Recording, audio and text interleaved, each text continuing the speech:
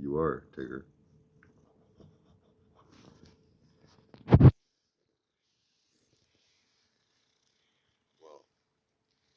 Tigger, do you have any words for the greater collective today? Tell them something. Tell everybody something. They need to hear your words. Tell them.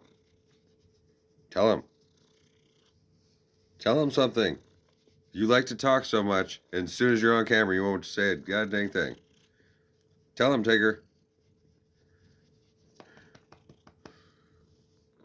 How rude. You're so rude. Well, anyway.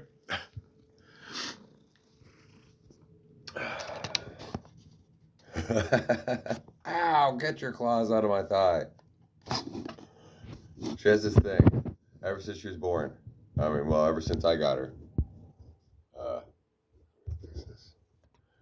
Where even if I pick her up, like upon setting her down, like she just has to kick that one leg. She has to fucking stick her back. She doesn't have her front claws. She has to stick her back claws in you somehow, some way. She has to know that she got you. How rude. Aren't you? Aren't you? You're so rude. Well, since you're not going to talk to them, but whenever I'm trying to talk to them, then you always show up and butt in and tell them that and say that it's all your turn. Well, fine. I'll talk to them today. Right?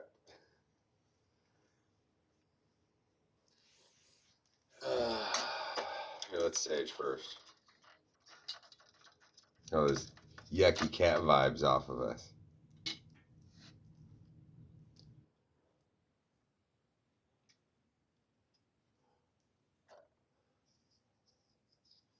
Yucky Tigger vibes. It's purring really loudly today, though. But she needs the attention.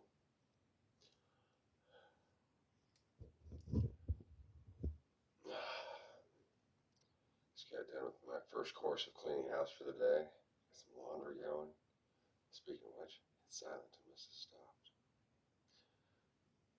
Oh, yeah. So, there we go. Last night I did an hour-long stick-to-mancy. It was going beautifully. It's so awesome. You should have seen it. And then I ran out of space on my phone. And I was uploading it. And I don't know if I deleted the video while I was uploading or what, but it wasn't there this morning. And it was still hanging on saying, uploading, uploading. And it's gone. So, it's gone. But I still have the books that I used. So, instead, I'm going to do this in 3 parts today. I had 6 books, but we're going to put 9 books. And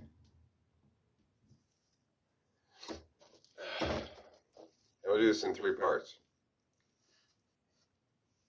Or 2 parts, something like that.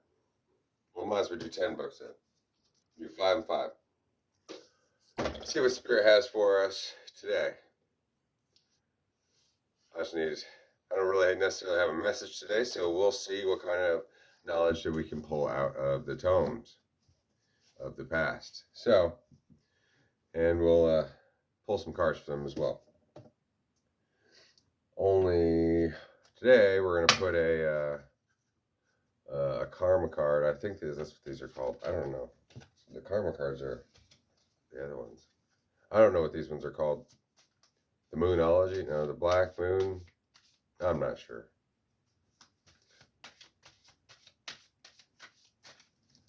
So, yeah, the message was very awesome last night. And I had 2 books left, and it cut out. And I don't have the passages saved or anything, so, so be it. So, give us a card there. Card here.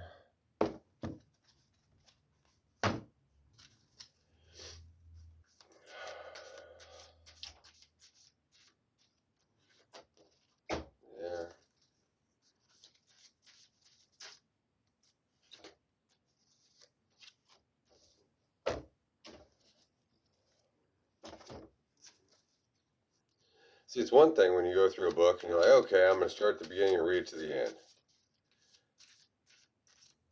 This is all split up in the first place. The person had to split it up and got it all in parts and pieces in order to write it. Then it's different when you're already a whole being and you're grabbing excerpts out of it, out of all these different whole collections that are all separate. And pulling out a single message, which that's pretty amazing, right? All right, here, let's take this one today. Ah, shit, let's just make it 12. Fuck it. 6 and 6. And it's at 6.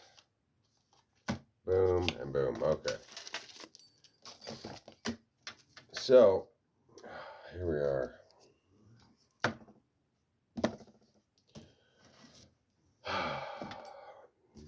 We're starting off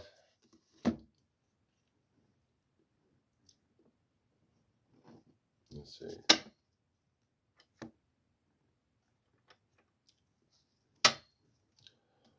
With Sun Tzu, The Art of War.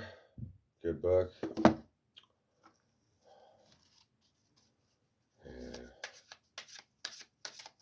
I'm going to tarot card for it. An opening.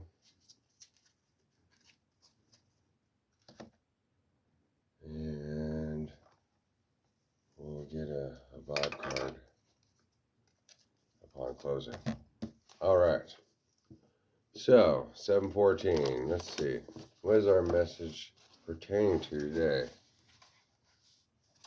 Maneuvering the enemy. The army. Maneuvering the army. That's just a chapter page. So, let's see.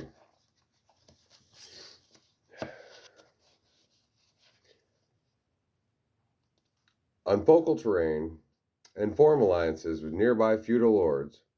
On heavy terrain, plunder for precision. On heavy terrain, plunder for provisions. On entrapping terrain, move through quickly.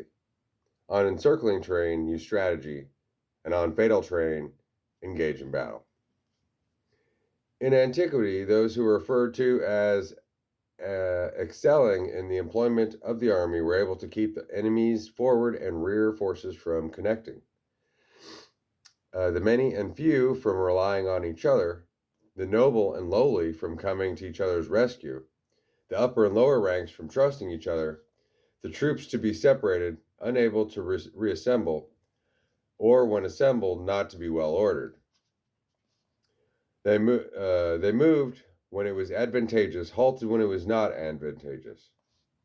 If I dare ask, if the enemy is numerous, disciplined, and about to advance, how should we respond to them? I would say, first, seize something that they love, for then they will listen to you.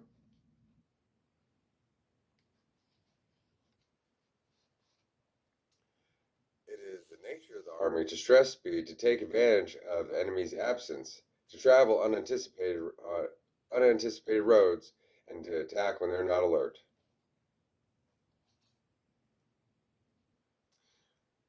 In general, the Tao of the invader is that when one has penetrated deeply into enemy terrain, the army will be unified, and the defenders will not be able to conquer you.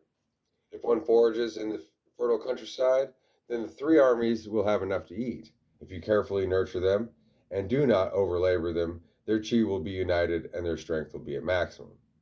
When you mobilize the army and form strategic plans, you must be unfathomable.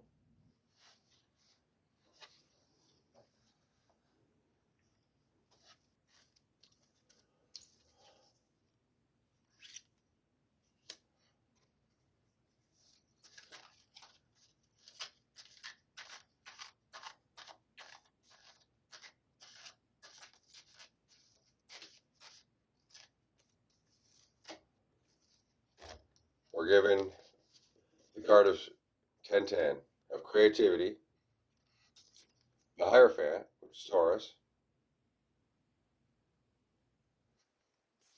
and resilience with this. You're stronger than you think.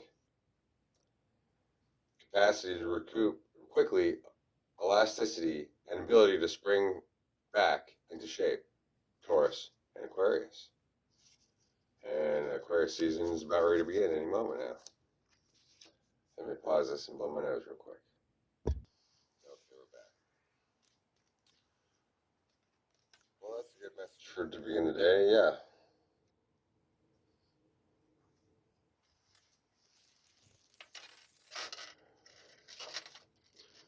Next, we got my Marcus Aurelius meditations here. Made this a long time ago with my bookmark with my first wife. Pretty cool.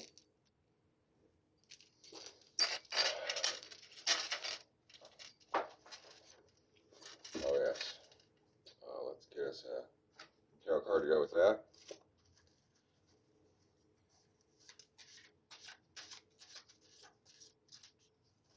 I'll take this one.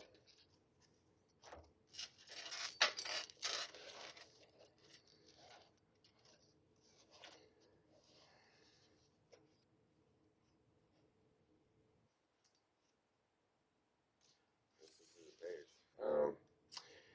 It is possible to have no understanding of this. Let me go back to one. Oh, look. Yes.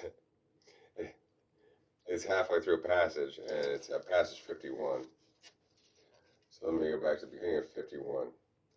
How to understand your own good. The lover of glory takes it to be the reaction of others. The lover of pleasure takes it to be his own passive experience.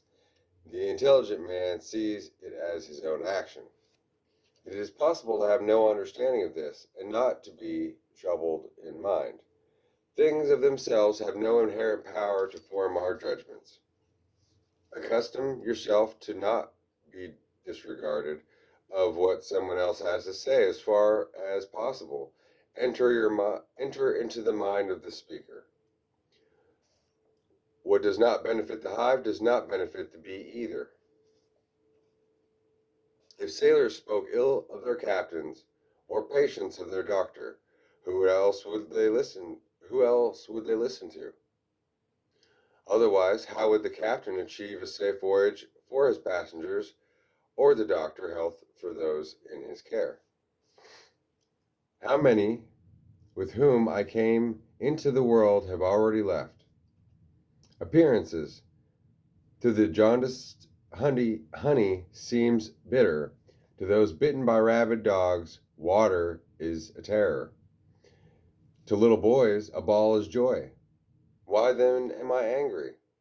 Or do you think that false representation has less effect than bile in the jaundiced or poison in the hydrophobic? No one will prevent you living in accordance with the principle of your own nature. Nothing will happen to you in contrary to the principle of universal nature. What sort of people they wish to please, and what kind of actions are the means of their success. How quickly time will cover everything, and how much is covered already.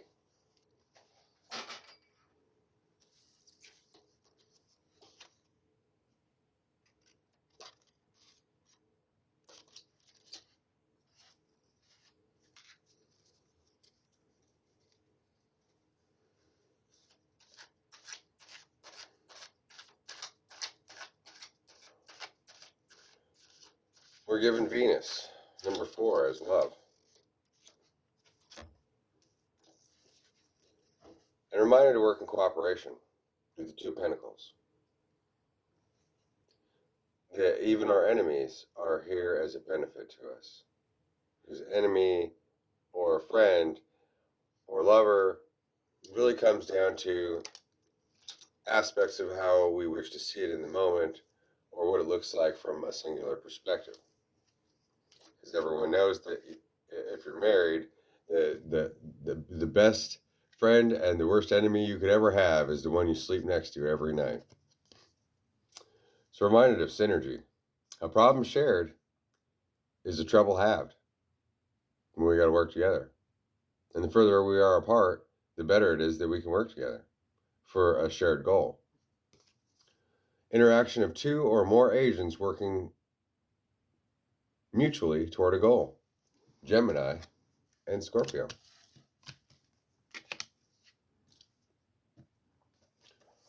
So for our third book here, we have Sufism, the Transformation of the Heart.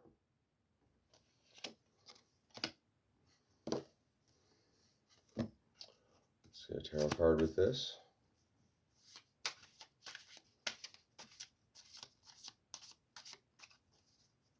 Oh,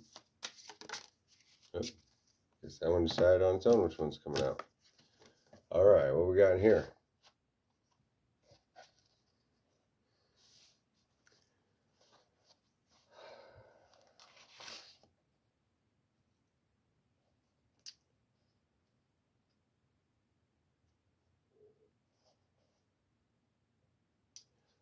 So page 42 starts with, ego cannot grasp what is experienced.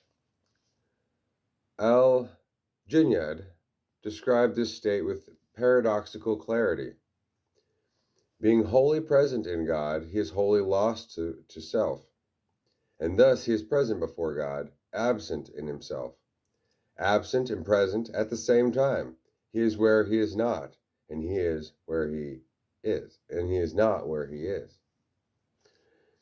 We have to learn to contain the dynamic experiences of the inner world without being overwhelmed, to realize that there is nothing but nothingness, and at the same time to live one's day-to-day life, cope with the responsibilities and problems of the world, takes years of preparation. Meditation both opens the inner eye and creates a quality of consciousness that can contain what we experience. Slowly, the veils of illusion that separate us from the dazzling darkness of the beloved are lifted. A friend once had a dream in which she met her teacher, and he had curtains falling from his hands. He said to her, "There are such mysteries here behind these curtains that it would blow away your mind if you were to glimpse them." Then he pointed out a path for her to follow that led into the distance. Spiritual truth is confusing to the mind. It vibrates at a higher frequency. Spiritual life is a question of speed. In the words of St. Paul, it is the spirit that quickens. We need to be able to contain the dynamic vibrations of self, otherwise we would become dangerously unbalanced. Meditation creates the inner structure of consciousness that enables us to operate at a higher frequency. Through years of disciplined meditation, we attune our whole being to the higher frequencies of divine love so that this intoxicating energy can flow through us.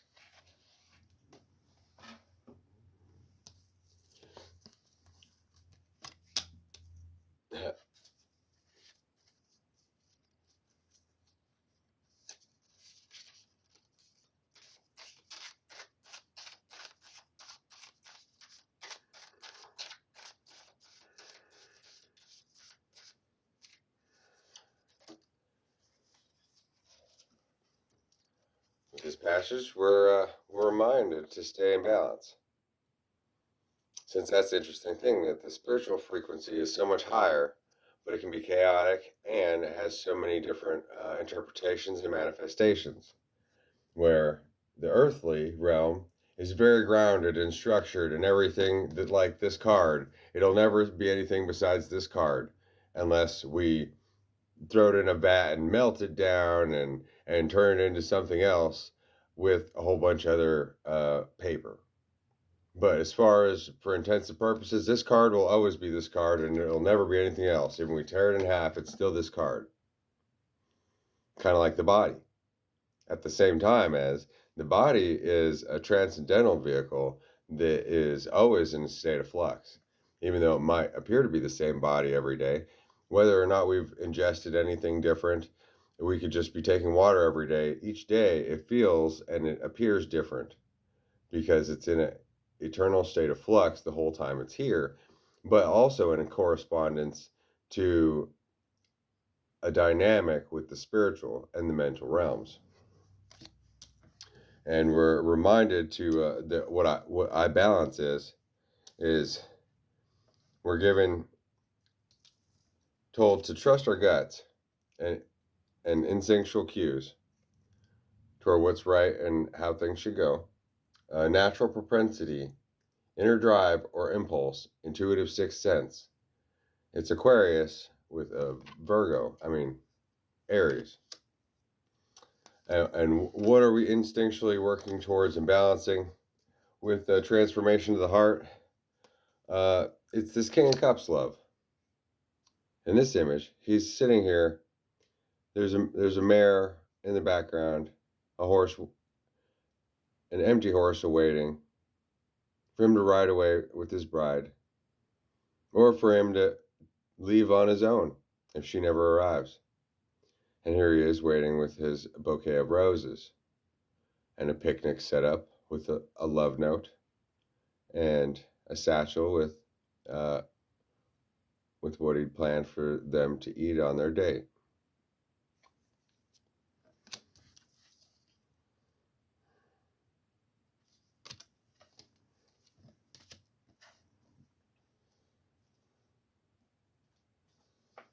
Next, we got the Quran.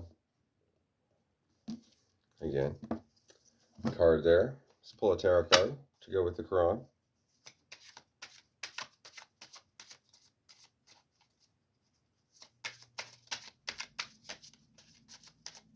I guess jumper. Yep, there it was. All right.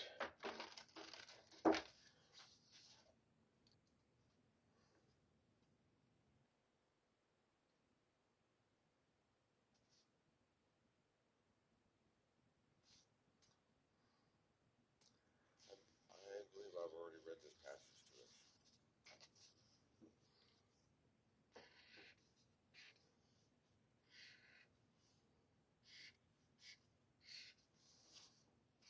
The marker has been read.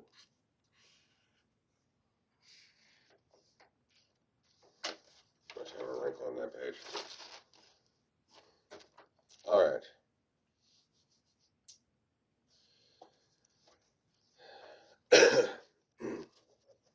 This is the Sandhills, an excerpt from Surah XLVI. I'm not up on my Roman numerals. I see everything in a little bit different way than that. So 30 through 35 here we have. They said, "O our people, we have listened to the book revealed after Musa, verifying that which is before it, guiding to the truth and to the right path. O our people, accept the divine caller and believe in him. He will forgive you of your faults and protect you from a painful punishment. And whoever does not accept the divine caller, he shall not escape in the earth, and he shall not have guardians beside him. These are in manifest error. Have they not considered that Allah, who created the heavens and the earth, and was not tired by their creation, is able to give life to the dead? Aye, he surely has power over all things. And on the day when those who disbelieve shall be brought before the fire, is it not true? They shall say, Aye. But our Lord, he will say, then taste the punishment, because you disbelieved. Therefore, bear up patiently, as did the apostles endowed with constancy. Bear up with patience, and do not seek to hasten for them their doom. On the day that they shall see what they are promised, they shall be as if they had not tarried save an hour of the day, a sufficient exposition. Shall then any be destroyed, save the transgressing people?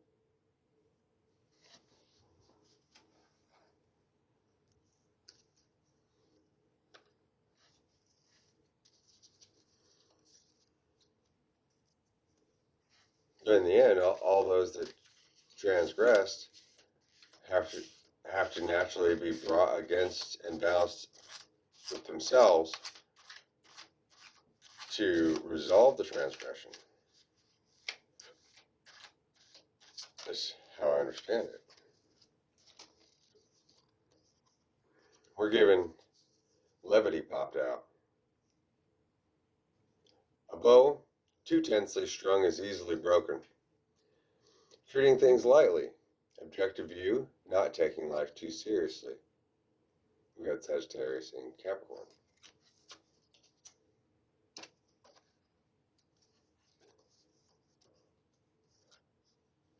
We're given a reminder that all the messages are guided by the ancestors, as we're both the shapeshifter and the lamb itself, and the talisman of power upon the dead who have given their lives and left a trail for us to follow, and created the levity, the ability for us to be in this powerful space we are in together at strength. Thank you, ancestors.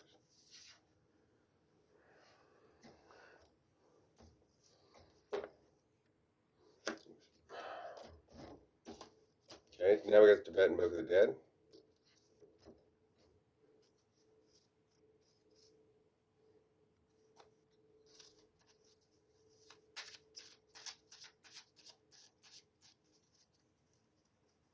Tibetan Book of the Dead. You know, there's 49 days, they say, after the death of somebody and when they're reborn into a new body. 49 days in the Bardos. Ironically, there's 49 days between March 13th and May 1st. Just as a fact you might not have known about, for whatever purpose it might serve.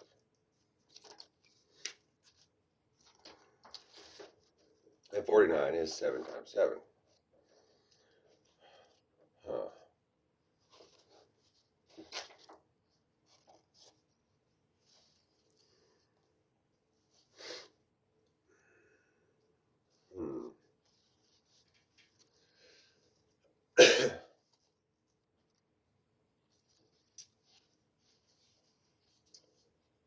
The symptoms of death and the bardo of dying. Here we're at.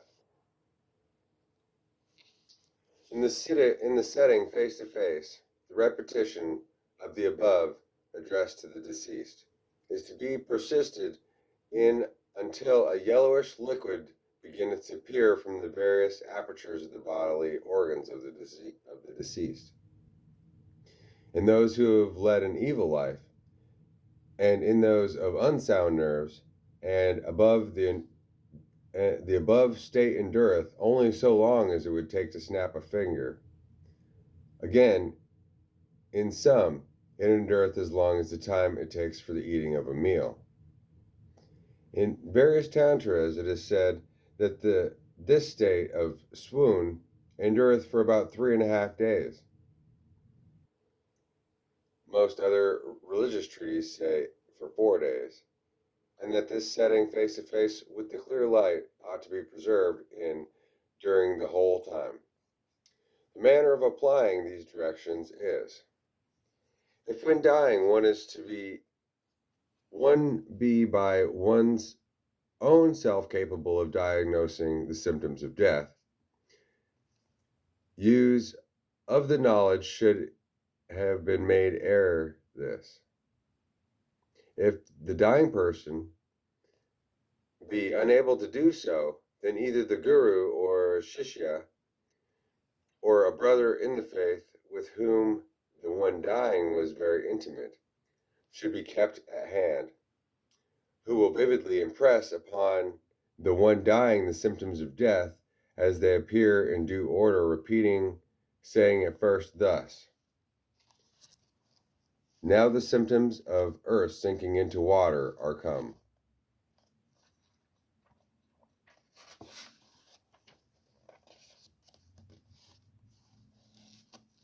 When all the symptoms of death are about to be complete, then enjoin upon the one dying this resolution, speaking in a low tone of voice in the ear: O nobly born, or if it is a priest, O venerable sir, let not thy mind be distracted.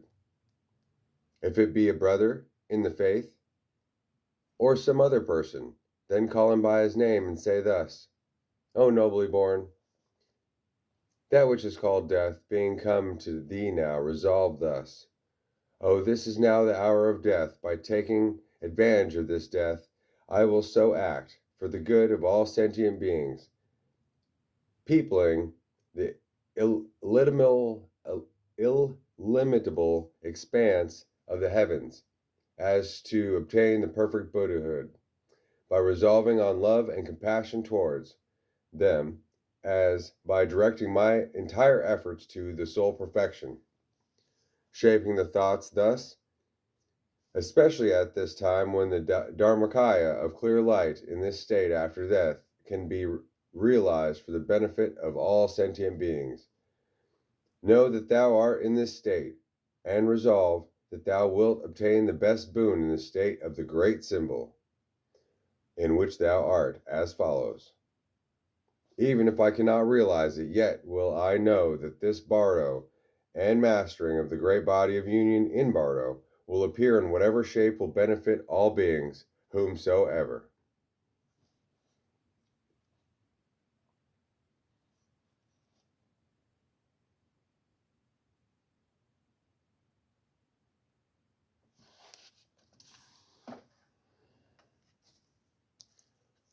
Right.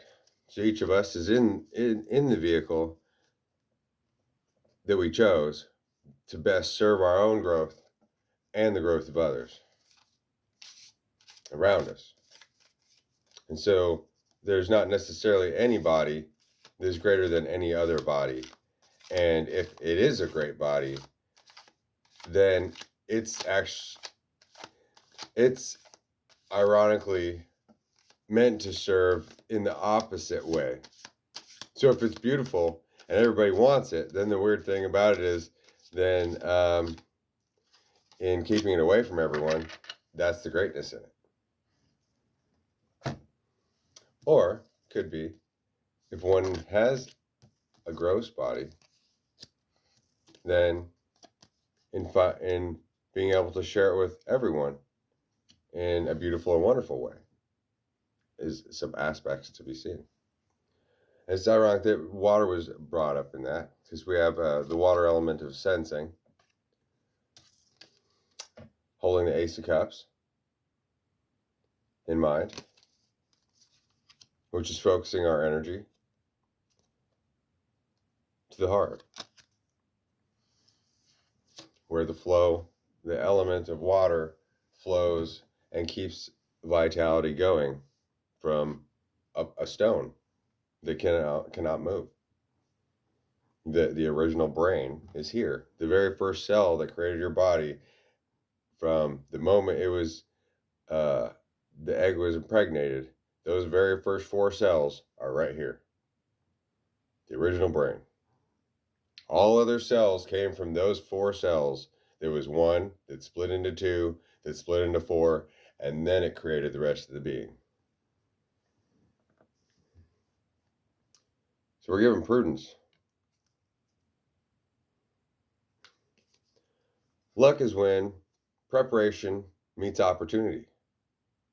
Discipline in management of affairs and allocation of attention and resources. And this is in the state of Virgo.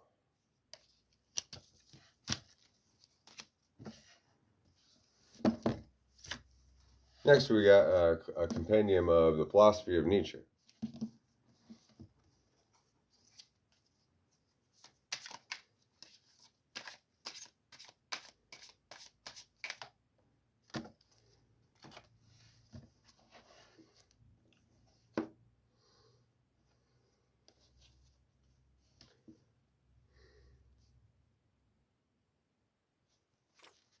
Well, I guess lost that page.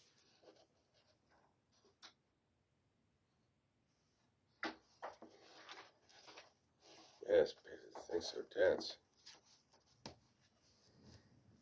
Here we go. Let's see.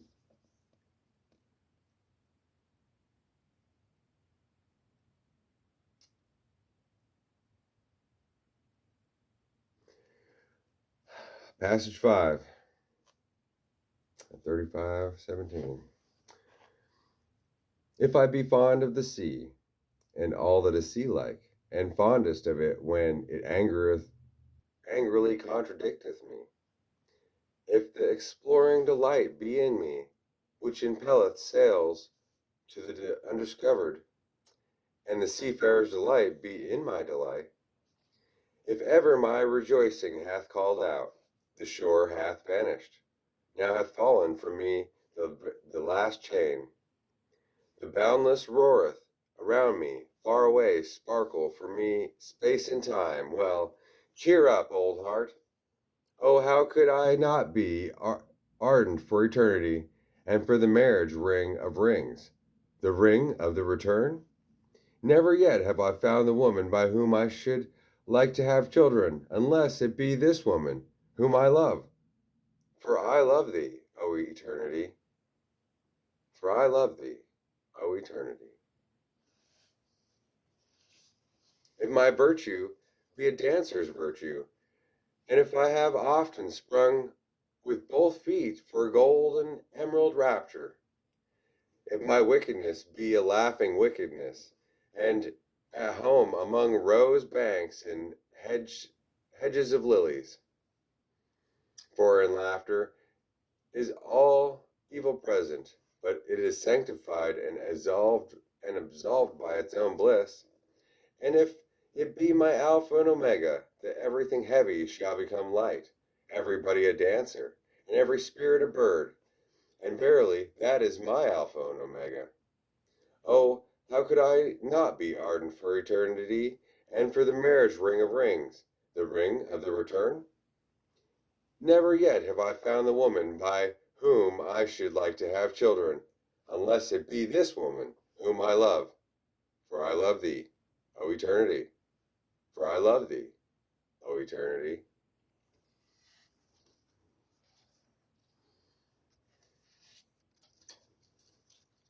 Thirty-seven, 37. O eternity, yes. Here we are, making love.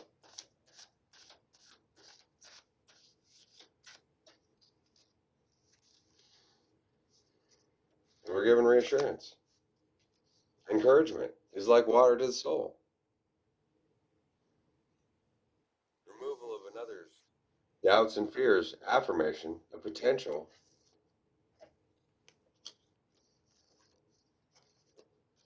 Given Scorpio, I transform with reassurance as the King of Cups.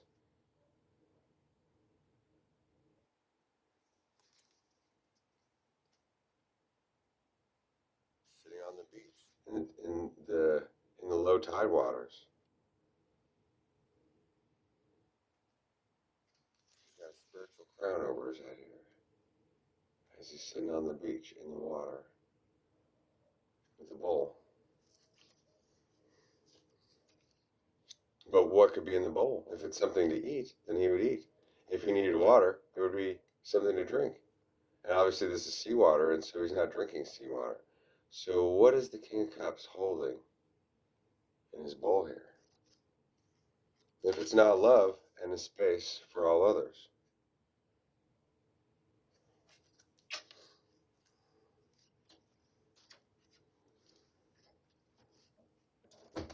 So with that, we'll go back to the NIV here.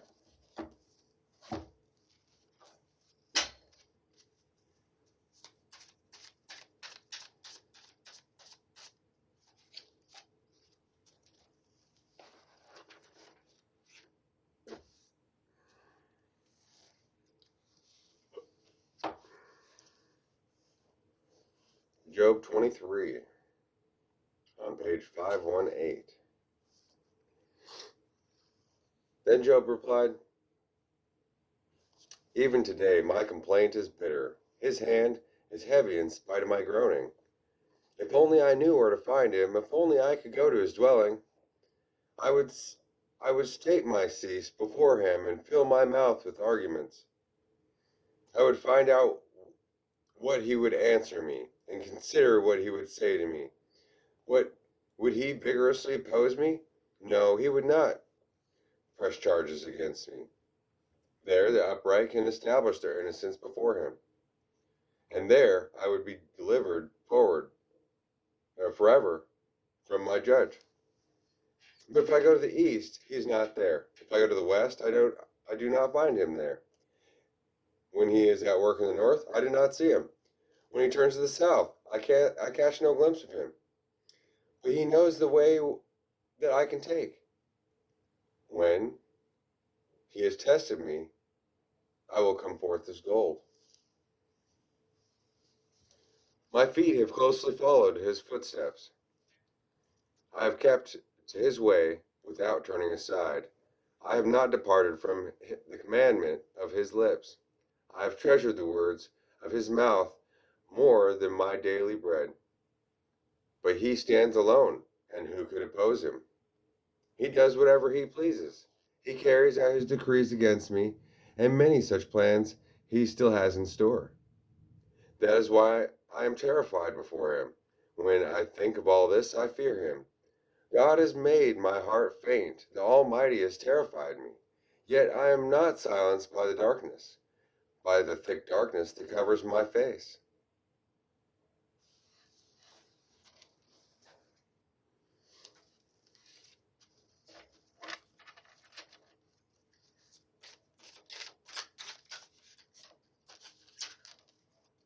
This one? Okay.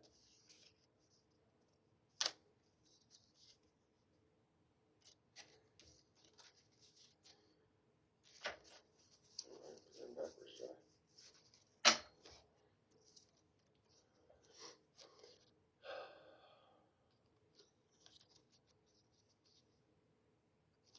A great blessing. Full to trust and chance and foresight from those in the past, looking ahead and looking behind, and trapped where they are as we're trapped where we are at this very moment. Foresight and chance.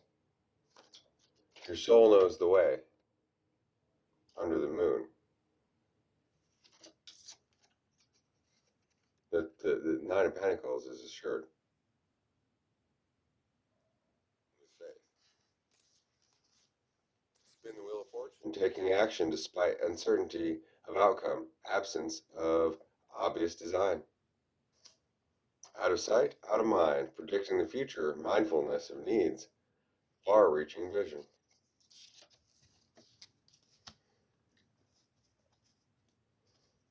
Stepping beyond fear, trusting our soul knows the way. Now we have the Buddhist Bible, again, with all these. Let's see, last time I gave us sources from Pali. This book's kind of had some better days.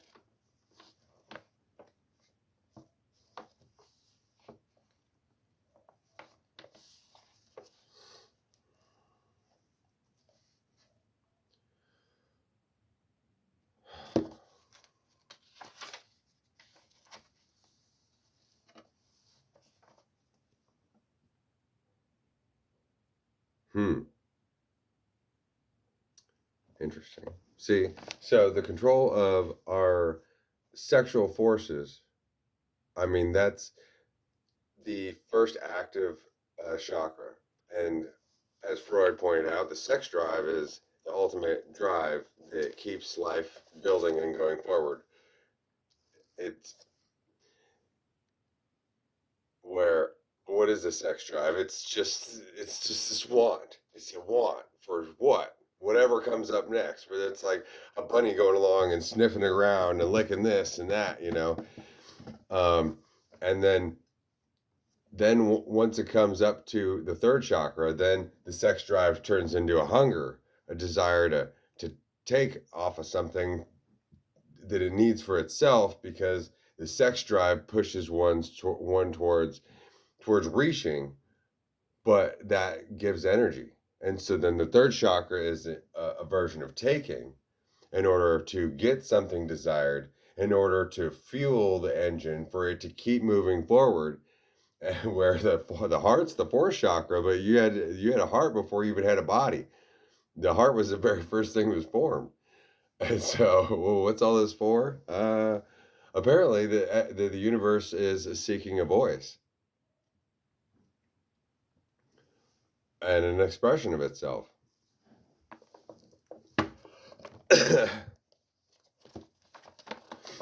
So we're brought to inhibition of sexual thought and annihilation of sexual lust in the path to samadhi, and even the concept of inhibiting and annihilating must be discarded and forgotten. Who's given up? Oh, I quit porn. I quit drugs. I quit. I quit. And now I just have faith in the Lord. Uh, is that a wanting or is that like a desire? Like, cause it needs to lead somewhere. And if you already have it and it gives you peace, then that's an empty place, sort of. Because it has to leave you hungry. And so if one goes to church and one feels satisfied, then it just kills your desire. And that's why there's this playful action always happening between opposites within each individual. And that which you don't want is the thing that will be drawn to you. And if not to you, then those around you. So you're going to have to deal with it.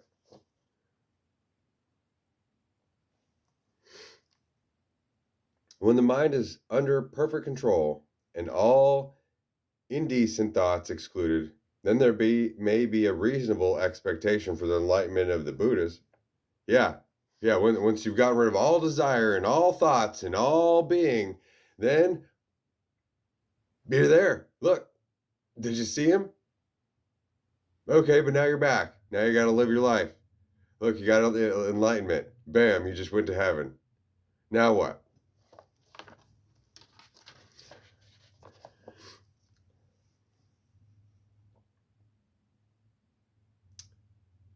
This is my first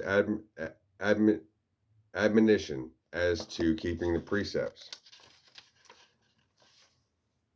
Any other teaching than this is but the teaching of the evil Maras. Yeah, come back tomorrow. Come back tomorrow. We'll get you some more out of this book and lead you on your path to enlightenment. Yes, it'll be at the end of the rainbow. Just follow me. Follow me. We'll get there sooner or later. I'll take $5 more for today. Thank you. Thank you. Oh, yes, you do. You're growing so fast, Grasshopper. So fast. $5 more tomorrow and we'll get you there. I promise. I promise. You're doing so good. You want a gold star? I got one for you. Yes. Good boy. Go play with your friends.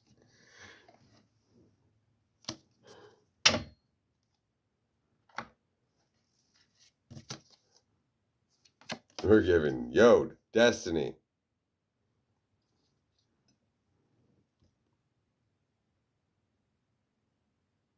The pie in the sky, that's triangulum, is the constellation that looks like this, triangulum. And this is the tree of life of Kabbalah. Number 48, with the 8 of cups. Which in this 8 of cups, she's walking away, leaving an offering on the beach to flow away in the current. Like a message in a bottle, but it's a burnt offering. She's leaving her cares behind. And free. Free of the beliefs of others and the constrictions of thought, of the way that things should be. Going towards destiny, which is both fated and undefined. Because it can grow every day. We're given indulgence. Enjoy the fruits of your labor, partaking of available boons, blessings, and favors, gratification of desire. By burning the things of the past and the things that we have and letting them go. And bam, the next thing we come up to is the oasis of whatever presents itself next. To live and love in it fully. To be in the moment and not be a doubt with well, should I go back? Well, what about my family? What would they think? What about tomorrow? What about tomorrow? It's never coming unless you have it right now. So you might as well enjoy it while you got it.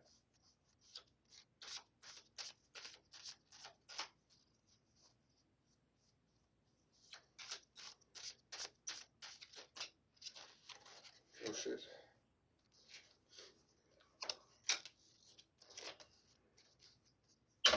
5106. Just pulled the High Priestess. It just came out on the front page with Saturn's truth on the day of Piglet. It came out face up. So hey. So what's Piglet got to say? Saturn, the High Priestess. So they went to see Eeyore. This is page 102 and 103. Hello, Eeyore, said Pooh. This is Tigger. Tigger left. What is, said Eeyore. This, explained Pooh and Piglet together. And Tigger smiled his happiest smile and said nothing. Tigger smiles? I didn't know that.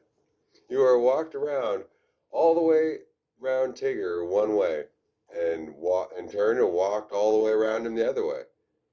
What did you say it was? He said. Tigger. Ah, said Eeyore. He's just come, explained Piglet. Ah, said Eeyore again. He thought for a long time, and then he said, where's he going? Almost immediately, as it turned out. What's the matter, said Pooh. Hot, mumbled Tigger. But you said, began Pooh, you said that Tiggers like everything except honey and acorns. And thistles, said Tigger, who was now running around in circles with his tongue hanging out. So they went to see Kanga. And when they had to explain the situation to her, she kindly told Tigger to look in her cupboard to see what he'd like. But the more Tigger put his nose into this and his paw into that, the more things he found which Tiggers didn't like. And when he had found everything in the cupboard and couldn't eat any of it, he said to Kanga, what happens now? But Kanga and Christopher Robin and Piglet were all standing around Roo, watching him have his extract of malt. And Roo was saying, must I? And Kanga was saying, now, Roo dear, you remember what you promised. What is it? Whispered Tigger to Piglet. His strengthening medicine, said Piglet. He hates it. His strengthening medicine, he hates it. That's a good one on Saturn, the High Priestess.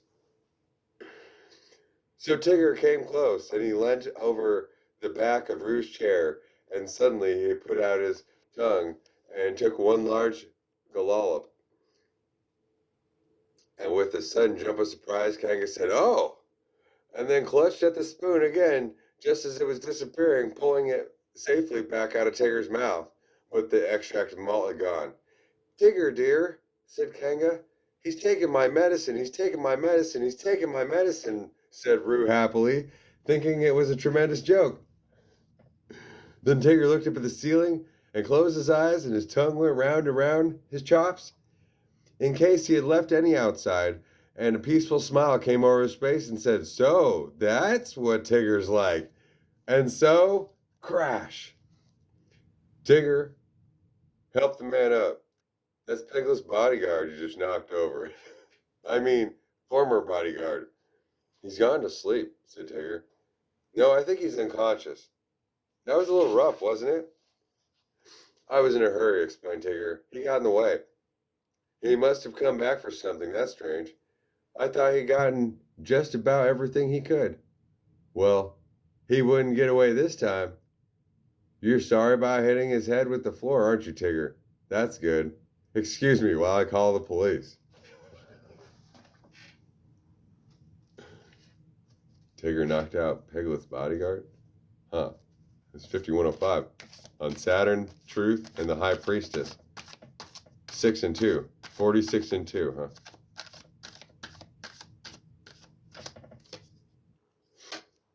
Man, this is a perfect thing to go with these two.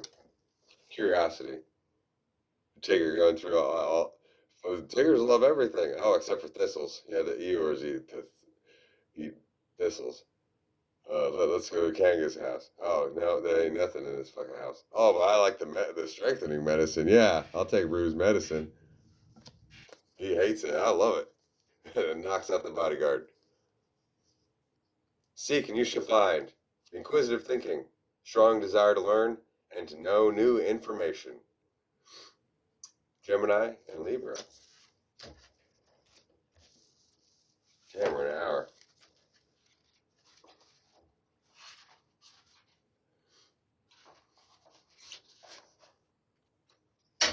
I know which passage we read out of this last night, so that's the passage I'm going to read.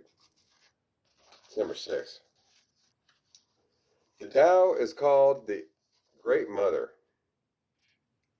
Empty, yet exhaustible. Empty, yet inexhaustible. It gives birth to infinite worlds. It is always present within you, and you can use it any way you want. The Tao is infinite, eternal.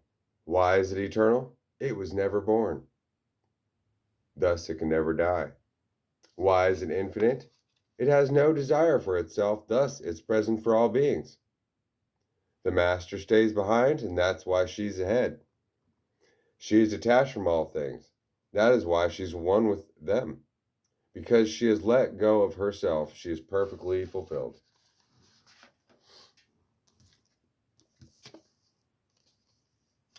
And we're given the element of desire. Fire.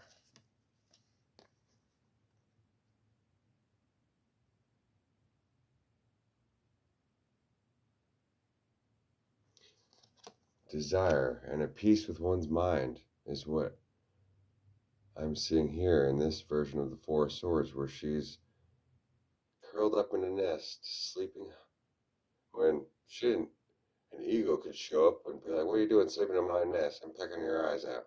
But apparently she belongs there and has a heart with her.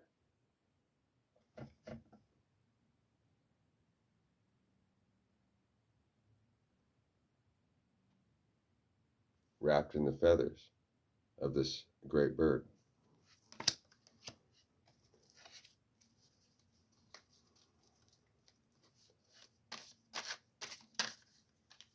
Whom she awaits.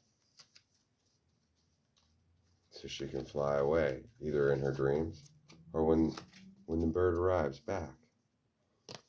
We're paired up this beautiful pink card, Initiative. You can't start a new chapter if you keep reading the old one. The ability to take charge, strike out on something new, take an introductory step. We have Aries and Pisces.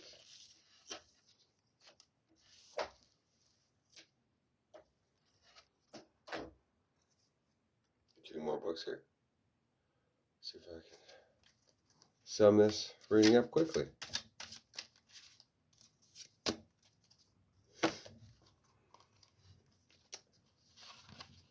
This is the SGI USA program entrance level textbook for Sokagaki International.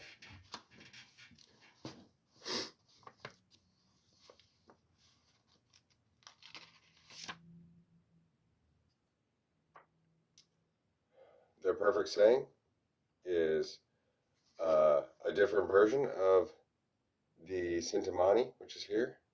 Om Mani Padme Hum. Theirs is Nam Myoho Renge Kyo. It's called the Daimoku.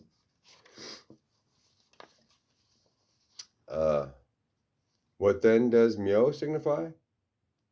Nam Myoho Renge Kyo, Nam Myoho Renge Kyo. Buddhahood is not an external goal, but a potential we already possess. Here, Nichiren Daishonin interprets each of the 5 characters of Myoho Renge Kyo, the ultimate reality of life and the universe. This reality utterly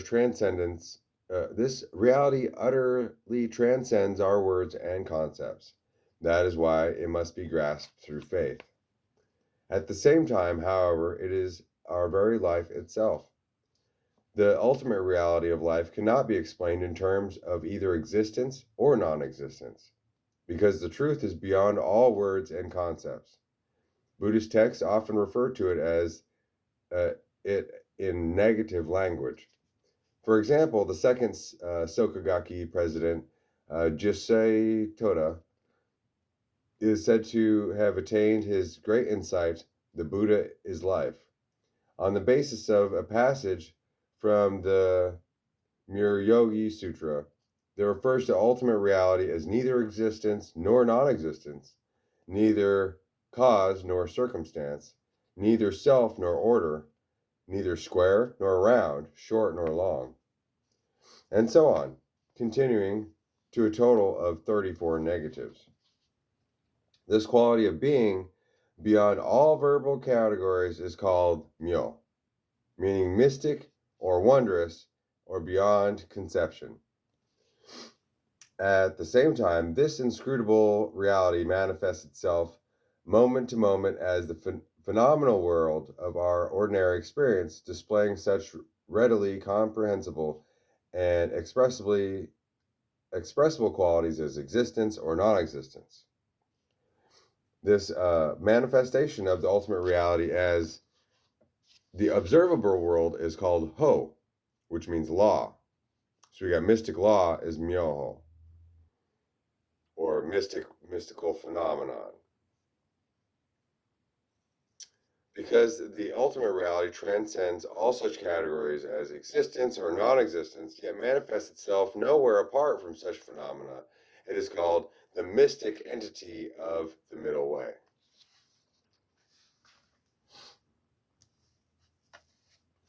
Which is describing, in a sense, spirit. Because body is existence, and by having it, it gives us the sense of non-existence, like the feeling that you're hungry, but obviously you're full, you're in here, I mean, it's not like you're evaporating, even though you are. And the same as mind, ironically. uh Whenever, like, a lot of people, as soon as you're in silence, then all of a sudden the mind starts going and starts trying to fill itself up, or the emptiness, the vacuum, uh causes a flow of all these thoughts to come forward. So then, in order to not have to think, but what's thinking if it's doing it all by itself? It's trying to work out the problem of the vacuum, but then somebody, oh, I want music. So then you're being bombarded, but then it creates actually a greater negative space where once you pull away all things and you're sitting in emptiness, then there's that much more force coming to slam your ass down or to back you up.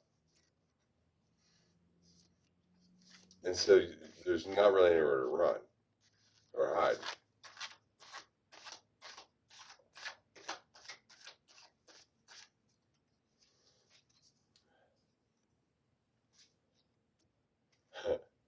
We're given modality. Don't let perfect be the enemy of good. Very important concept for those in religious practices to keep in mind compassion for all other beings and for oneself, especially. Ability to update, make necessary changes, adopt a pragmatic mode. We have Sagittarius with Aquarius leading. A lot of Aquarius today. And I brought up the Aquarius. So, yeah, that's about changes. We're given the lunar eclipse of change and a reminder to be in love with the passion of flow, of the joy of just being and being and non-being. As we had 10501, the Four of Wands here. We have like this festival. But if anything, the festival will be over there, and these ladies are partying and dancing on the way going there, or on the way leaving, or in spite of it. Just being in love and in flow with the dance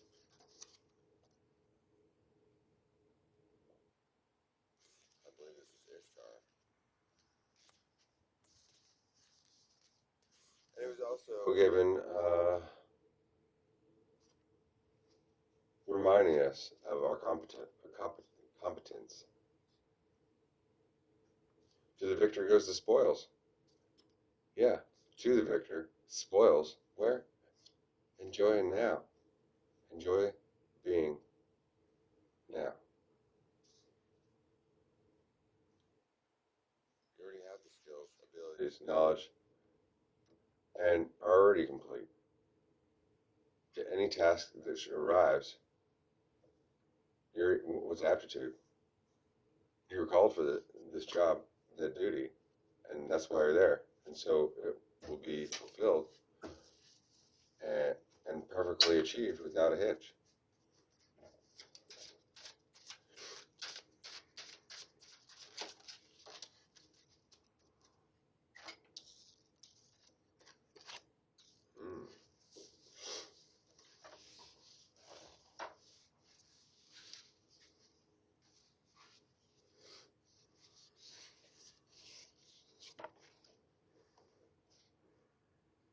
Even if one's head were to be suddenly cut off. That's interesting. Because the card, this was turned over ahead of time. We have the void of course, moon missing, which ties to the south node, I believe, which would be Ketu, I believe. Or maybe that's the north node.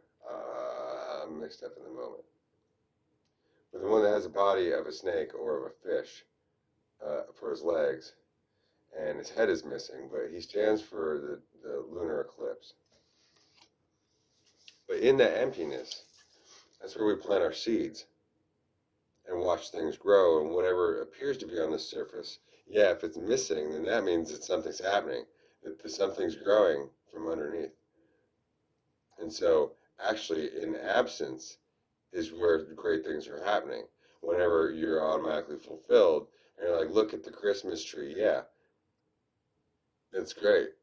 It's dead though already, right? It was cut off. It was taken from its place. All this stuff underneath was put on it, and then the only thing left to do is to tear it down and throw it away, put it in a box. It's over, done. But if it's missing in action, and it's the only thing that one needs, then that's what will arrive with the whole fucking tree, all the roots, all the fruits, all the animals still intact, and limitless expansion. Even if one's head were to be cut off suddenly, he should be able to do one more action with certainty. The last moments of Nida Yoshisada are proof of this. Had his spirit been weak, he would have fallen at the moment his head was severed. Recently, there was an example of Ono Doken. These actions occurred simply because of simple determination. With martial valor, if one becomes like a revengeful ghost and shows great determination, though his head is cut off, he should not die. Whether people be of high or low birth, rich or poor, old or young, enlightened or confused, they are all alike in that one day they will die. It is not that we do not know that we are going to die, but we grasp at straws. While knowing that we will someday die, we think that all the others will die before us and that we will be the last to go. Death seems a long ways off. Is this not shallow thinking? It is worthless, and it is only a joke within a dream. It will not do to think in such a way and be negligent. Insofar as death is always at one's door, one should make sufficient effort and act quickly.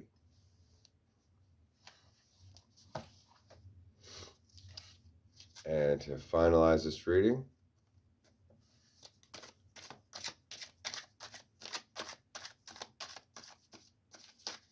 here's a card.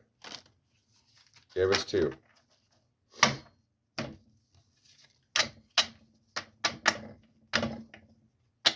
Perfect cards to end on.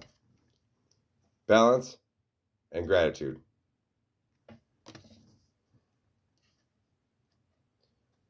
The best of both worlds, keeping different elements in optimal proportion, creating equilibrium. We have Libra and Aries. And gratitude is Sagittarius and Aries. Who thanks for little won't want for much. Being thankful, showing appreciation, and recognizing blessings. Thank you for spending time with me, Greater Collective. I hope something entertained you, or maybe you learned something. This reading, and maybe I'll see you later on today.